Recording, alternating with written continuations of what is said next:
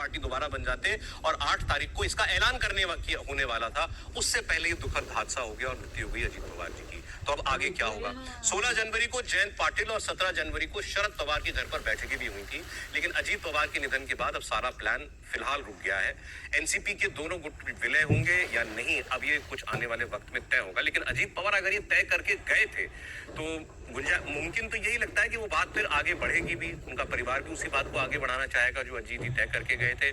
शरद पवार जी अब परिवार के सबसे बड़े मुखिया वही रहे हमेशा से, अगर उनकी भी सहमति हो गई थी। और ये विलय होकर के एनडीए में रहने की बात मैं कर रहा हूँ, ये विलय होकर के अलग नहीं, विलय होकर के शरद पवार जी इधर ही आ जाते एनडीए में, ऐसा खबर कह रही है। तो क्या ये आगे होगा?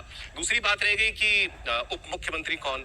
तो अब ये लगभग तय लग रहा है कि जो पत्नी है सुनीता पवार जी, अजीत पवार जी की, वो या उनके बड़े बेटे पार्थ पवार, इन दोनों में से कोई डिप्टी सीएम बनेगा। इन दोनों में से ही कोई चुनाव भी लड़ेगा उस सीट से जो अब जिस पर उपचुनाव कराया जाएगा अजीत जी की मृत्यु के बाद।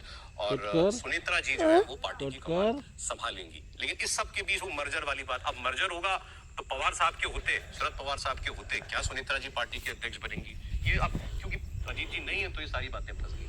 देखिए, ये बात तो तय है कि मर्जर होने की पूरी बात है और ये मर्जर बिल्कुल संभव है और जैसे कि तय किया गया था कि मर्जर होगा। दूसरा ये भी बात है कि शरद पवार जो हैं वो भी इस बारे में बात कर रहे हैं कि ये दोनों पार्टियों का मर्जर हो जाए और उसके बाद क्योंकि एमएलए ज्यादातर ये चाहते हैं कि वो सत्ता का पार्ट रहे, तो ये भी बात है कि ये जो है जो बीजेपी के कोalition है उसमें आपको मुमकिन ठीक है खबर कि शरद पवार जी मर्ज कर देंगे और दूसरा किधर आ जाएंगे? दूसरा ये एक भी बात है कि जो अजीत पवार के रहते हुए बीजेपी